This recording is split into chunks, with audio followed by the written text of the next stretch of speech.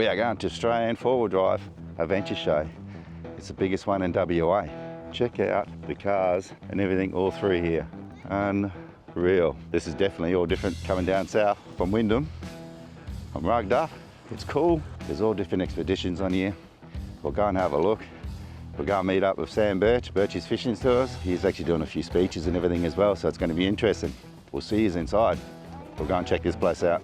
Cheers, mate.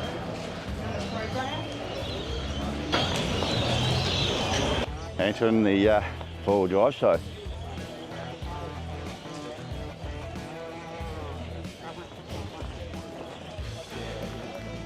This is crazy. There's stuff going on everywhere here. There's all the different sizes of rooftop tents here. This is just insane. They have got everything. From all small cars, wildland. You got the Bundu top over there. Solar panels on top. It is just insane. Pretty awesome. That Bundu top is one of the ones I've liked. I've liked that one for ages. There you go, Fox gear. How cool is that? That'd be awesome in front of the quad, in the boat. Something like that'd be great. All the Outback campers, hybrids. There's going to be so many here. I wouldn't even have a clue what all the names are when you think about it. And for all these caravans, cars and everything here, how much money is just sitting around here is just mind-blowing. So we're at the MDF at the moment. The caravan set up here is just wild. They've got everything, from all the pop tops, hard tops, full of them kitchens, sink. Unreal. Look at that. Aircon, shower, toilet, stove, fridges. Insane. Now we're looking at just absolute, what are these ones, to retreat?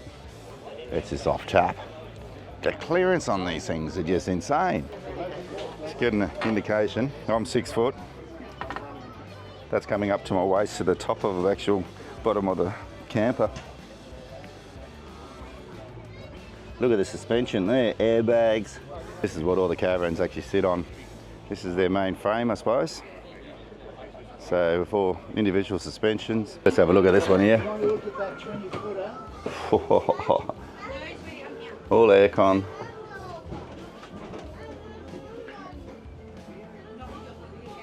Just insane.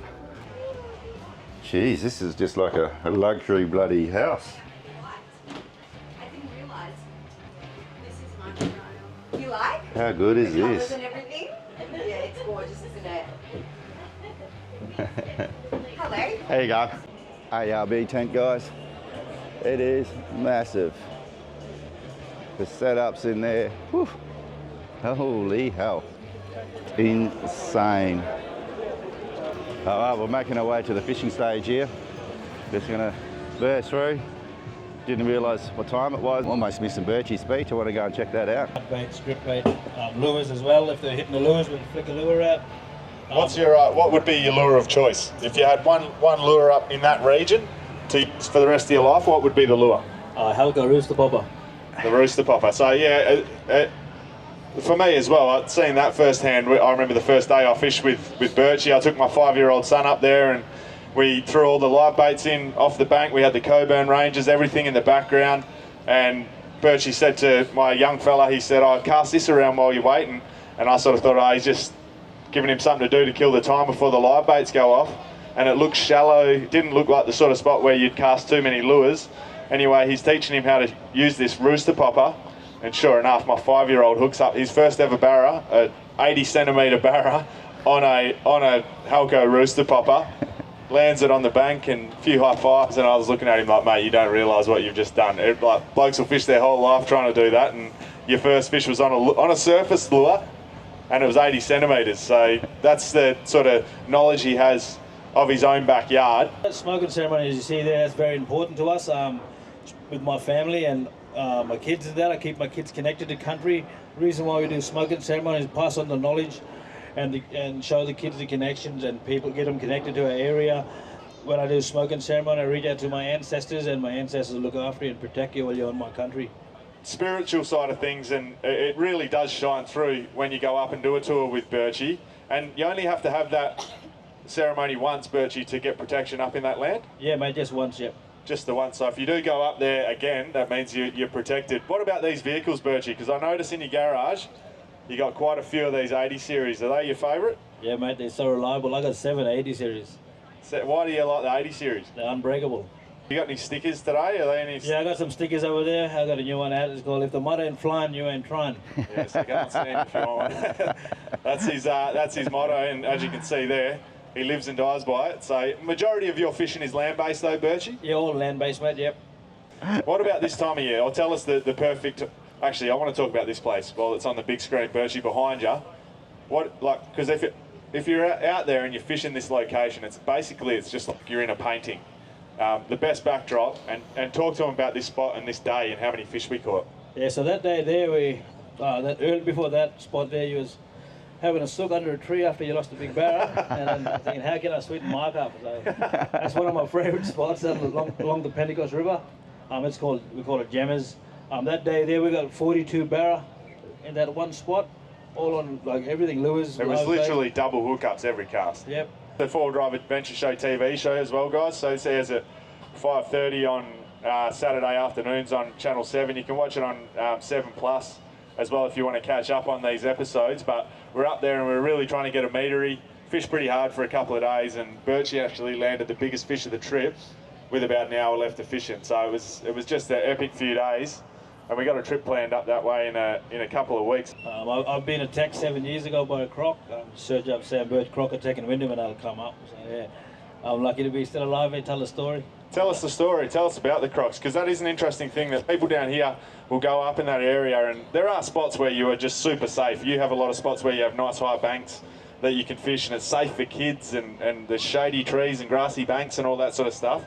Tell us a little bit about crocodiles and the croc attack and how that happened. Yeah, so I'll start with the croc attack. The most scariest thing was there's 5 k's on my front door. I could see my house in Wyndham. And yeah, we were trying to cast net at night. There's a little creek along the side of the road on the main highway. We was going there all our lives as kids, and I went there through the cast net, got some bait, went to cast again. This 2.5 metre croc come flying out of the water, and it was about 11:30 at night, and yeah, me and him was wrestling around there. My mate and my wife saved my life, pulled me out of the water. Scared the living daylights out of me. I never went back near the water for 3 years, but now I'm back in the water again doing stupid things. With Birchy, last year I reckon. No, it was this year. Oh yeah, this year actually. It was January, because I went up. We usually do an annual trip up there with him. Off season we'll go and we'll just do a boys trip and go fishing. So I was like, Birchy, you come down, spend a few days with me, mate. I'll take you fishing down on the south coast. I was like, do you get seasick? Nah, don't get seasick. Just got back from a week in Adelaide, fished all over there. Don't get seasick. So I took him out. I was like, okay, that's a brave call. Anyway, we have some seasick tablets on the way out. They were there when my mate that come out with us took one, and Birchy, no, I'm all good. Got out through the reef, and there was a little bit of swell, and luckily enough we pulled up on a spot, and it was first drop. Birchy's dropped down and he hooked onto a nice dewy, and he was pretty happy, and then he's leant over to us and said, hey, bruz, you got any of those seasick tablets? It's too late, mate. As soon as you start, if you're out on the boat and you're asking for them, it's too late. And I reckon Birchy made noises like I've never heard come out of a bloke when he leant over the side. He got so sick, so he headed straight in. But was that a good experience for you, the south coast, chasing demersals? Yeah, mate, it's very different for me, but yeah. And what about eating quality for you? Because the way you look after your barra, I'm going to ask quickly before we have to wrap it up. Eating quality WA jewfish compared to your saltwater barra up there? Oh, they're up there. Barra's still the top, but yeah. Yeah, Jewies up there is nice, yeah. If you want to do a trip of a lifetime, you want to do a 1 day, 5 day, even a 10-day tour, what do they look like, Birchy? 10-dayer? Yeah, the 10 days is really good, yeah. So start from Home Valley, finish up at Clumbaroo. You got the Umbulgari tracks, a lot of fishing, a lot of hunting, a lot of extreme fool driving, a lot of rock art viewing, historical sites, show people on where I grew up. I grew up at bush. I pulled out of school when I was 10 years old, so I'm pretty much lived and born and bred at bush. So that 10-day tour is what you would have seen 4Drive 24/7 and All for Adventure and all those guys do. So if you're into 4 driving as well, that's the one that is going to open up, I think, in the next few years. It's going to be massive. Hello to Birchy. He's finished all his stories up. We're going to say g'day to him. How's that? That's pretty cool. All the way from Wyndham, East Kimberley. Does all his fishing charters, land-based, four-wheel drive shows. That's unreal. That's 132 centimetres.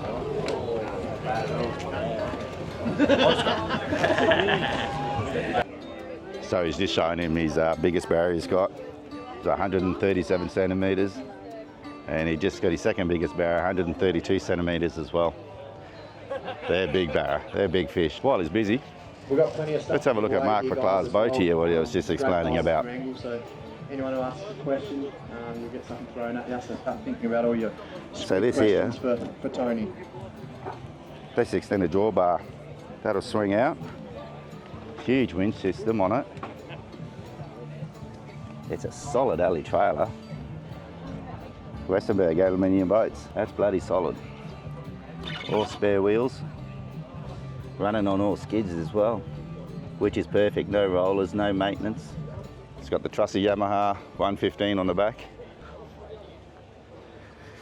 I think that's a 3-in-1 side scan. By the look of it, he's got lights at the back as well. But that is one solid trailer with all those skids. That would slide off really easy and retrieve really easy as well to be able to drive that straight on. Is that Birchy?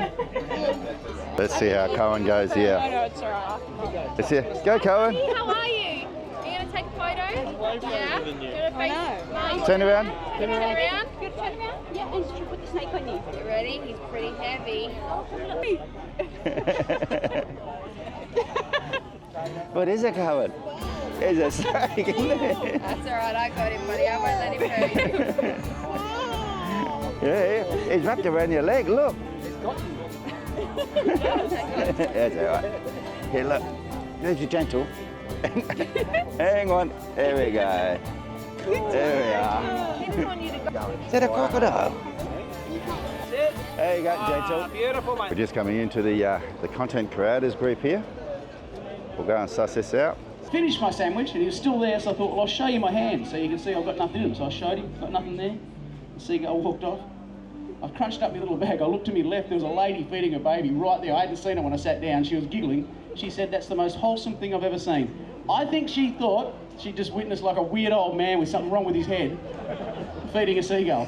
Because I was dressed like this and I was on an e-bike. My favourite car, what do you drive? You got a job yet? No, you're just a drain on society. He doesn't know what I'm saying. Maybe he does, actually. Oh, have you got an Isuzu? Yeah, they're one of my favourite cars. They'd be my top 20. How good is this? I have not seen one of these for ages. Samuel! Samuel!